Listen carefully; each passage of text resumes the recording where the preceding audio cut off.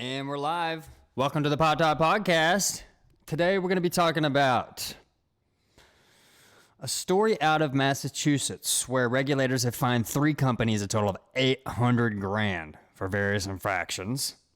We're also going to be talking about a little story about how cannabis growers can strategize to fight off costly RICO lawsuits, which is racketeering. Okay. Cann America is going to invest in an Oklahoma cannabis production facility out in Comanche.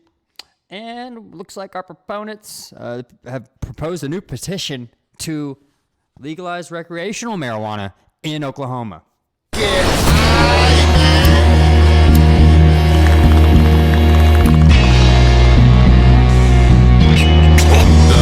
weed every day. With the lifting of pop. Take totes of the marijuana smoke. Let's get hot. I love your marriage. Smoke weed. Smoke is my life. Smoke weed. Smoke reefers. Firstly, we got a story from Beer Bros Farms. God, these guys put out some good news. In Worcester, Massachusetts, regulators have fined 3 companies a total of $800,000 for various infractions. The Cannabis Control Commission levied the fines against Garden Remedies, Inc., Healthy Farms, Inc., and Acreage Holdings, Inc., according to the Telegram and Gazette. Garden Remedies, which operates a recreational marijuana medical dispensary in Marlboro, was fined $200,000 for using pesticides, trying to cover up their use by falsifying invoices. So they used them, and I guess the problem was they hid that. Garden Remedies said in a statement that it fired the employees involved whose actions were unknown to the executive team, which is, no, that's what a lie sounds like, guys. If you're an executive team of a giant grow and you get bugs, you think the employees just take over and use pesticides? No, the people who own the shit. If you own it, you want your crop to... Okay, that's a lie. That's probably a lie. Once the company understood the violations, we worked quickly to correct them and have implemented procedures to prevent them from happening again. Leo Gontmacher, CEO of Healthy Farms parent company Forefront Ventures, said in a statement. The botanist, owned by Acreage Holding Inc., was fined $250,000 for going forward with the applications for licensure while trying to own or have a controlling interest in more than the allowed maximum of 3 stores. Oh, my God. So just for attempting to open 3 stores, they fined him $250,000? God, this industry. An Acreage spokesman said that the company has terminated its relationship with the other 2 provisional license holders. So I wonder if that means they still have to pay. Did Billboards write anything out? Let me know what you think about that in the comments down below. God. All right. RICO lawsuits. How cannabis growers can strategize to fight off costly RICO lawsuits. On a recent racketeering lawsuit targeting more than 200 Oregon marijuana businesses and their executives resulted in a key victory for the cannabis industry and what could be a long-running fight. That victory also offered lessons for cannabis industry growers, processors, and other businesses who could be forced to confront future racketeer influence and corrupt organizations act. RICO cases. Damn. While it might seem the political tide is increasingly in favor of legal cannabis, many people remain wary of marijuana. God, what happened here? It's definitely an organized attack, said Robert Elam, owner of 7 Points, Oregon, a cultivation operation based in Portland, one of the defendants in the case. He estimates his legal defenses cost him about $8,000. You can't write that off either.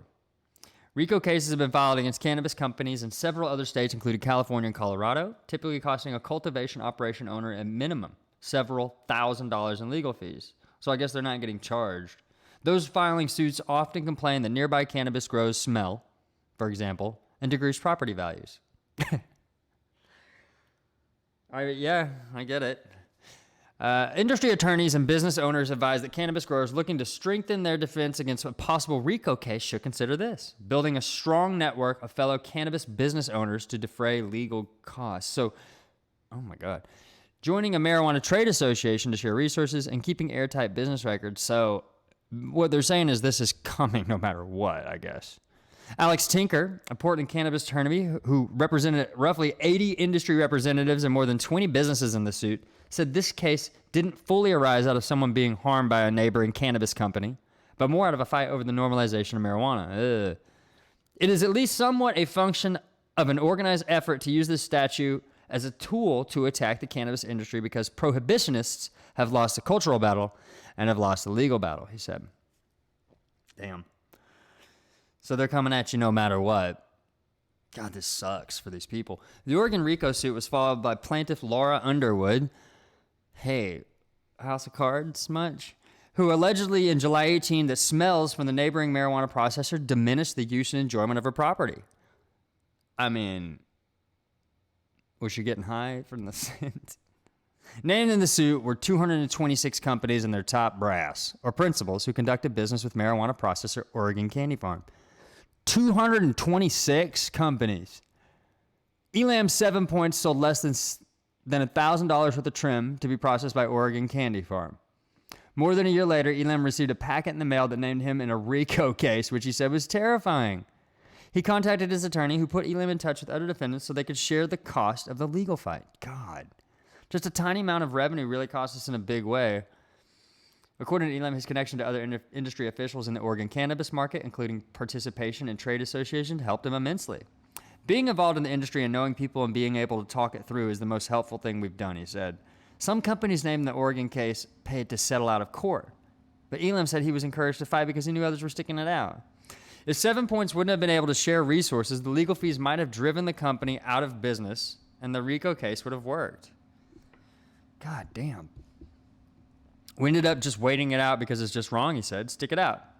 Tinker encouraged many in the industry to band together in legal cases to mitigate costs. If you spend several hundred thousands of dollars to defend a case through trial and you win, you still lost if you spent all that money, he says. In the case, a plaintiff who wins the case is entitled to be reimbursed for legal fees, but a prevailing defendant is not. Also, the plaintiffs could have received up to 3 times the damages. It is often a rational business decision, viewed in isolation, to pay a settlement even if the claims don't have any merit, Tinker said. The cost of defending the claims will exceed the settlement's price that's offered. God. What a fucked up system.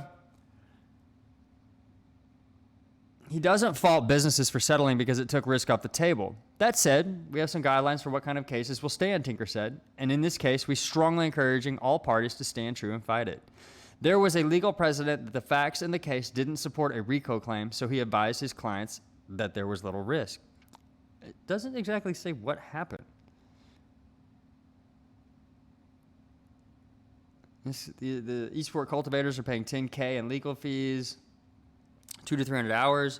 But why the RICO case? I mean, you got the RICO damaging, it's like trying to sell a restaurant now. Swimmer said the RICO case might have damaged his company's reputation. Having the lawsuit hanging overhead was like trying to sell a restaurant now with COVID-19. What? I wonder what they did. How,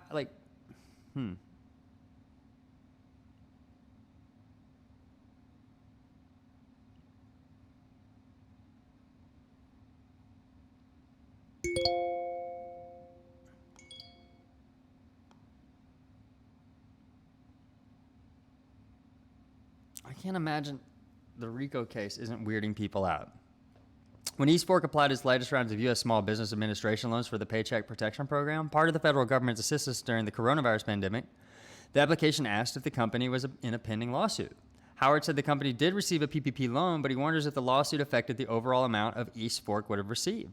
As far as advice, Howard recommends cannabis businesses that touch the plant set up a separate limited liability companies, one for the grow and one for the property. That way, for instance, at least one of the companies is protected from a lawsuit targeting the plant-touching business.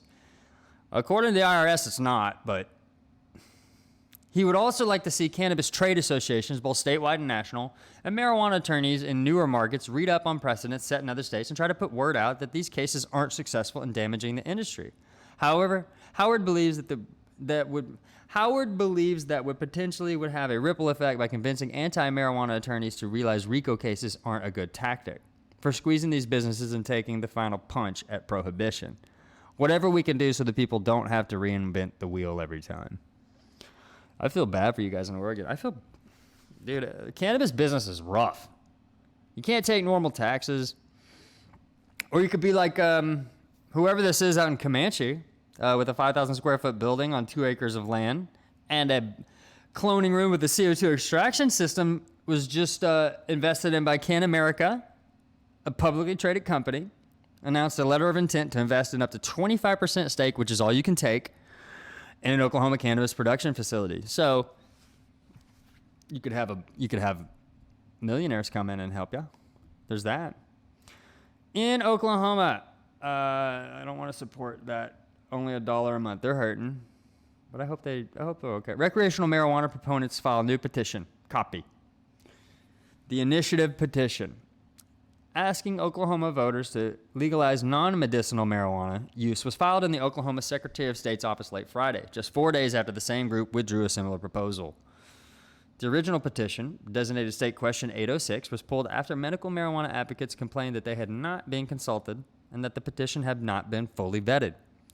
Yeah, I heard about this. This is going to tax the shoot out of you guys. The new ballot initiative strengthens the language of previously filed initiative to ensure that we are crystal clear that this program does not adversely affect the current Oklahoma medical marijuana industry or its patients. Michelle Tilley, a spokeswoman for the filers, said in a press release. While we did not foresee any issues with our original language, we are strong supporters of the Oklahoma medical marijuana programs, and we felt it was worthwhile to eliminate any uncertainty. So that's why they changed it, I guess. The new petition, designated SQ 807, was signed by Tilley, an Oklahoma City political consultant, and Ryan Kiesel, a former state representative and the executive director of Oklahoma's American Civil Liberties Union's affiliate. Well, that is an acronym. The OACLUA. They replaced the original petitioners Vanessa Brandon Avery and Amy Young. They still support the effort, but they thought it would be better for proponents who have more experience out front on it, Tilley said in a follow-up email. The press release confirms that the petition effort is supported by New Approach PAC. Oh, boy. A national political action committee supported largely by millionaire philanthropist marijuana advocates Daniel Lewis and Henry Van Ermington. Meringen. And by Dr. Bronner's Magic Soaps. Oh, boy. Here they come. A California personal care product whose CEO David Bronner is referred to as the Cosmic Engagement Officer. Jesus. So this is the group here who ruined California's market. And they're trying to give us a recreational market. It's the same group that ruined whatever it is, 64 Prop 64 in California. Look up about that. This is the same group that did that. I don't know how I feel about this. As a business, as a consumer, whatever. I mean, yeah, more weed for everybody. But as a business, this is the group that wrecked California's industry.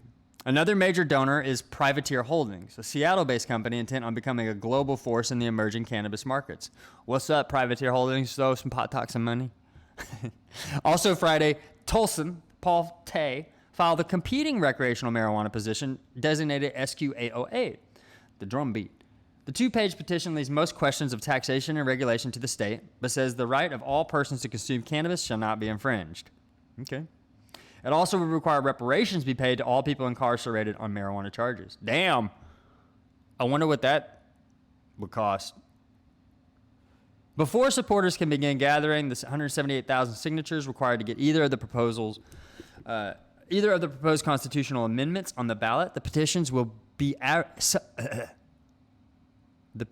subject to a 10-day challenge period.